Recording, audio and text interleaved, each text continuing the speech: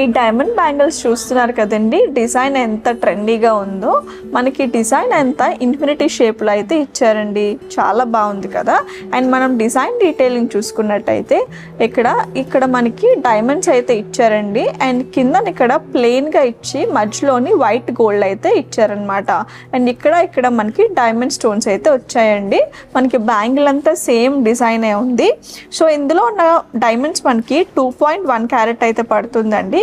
ఇది మీరు తీసుకుంటే మీకు IGI సర్టిఫికేషన్ కూడా ఇస్తారు. ఇది EF కలర్ లో అయితే ఉంది. కట్ కూడా మనకి రౌండ్ బిలియన్ కట్ లో ఉంటుందండి. సో దీని ఎస్టిమేషన్ ప్రైస్ వచ్చేసి 3,28,559 రూపీస్.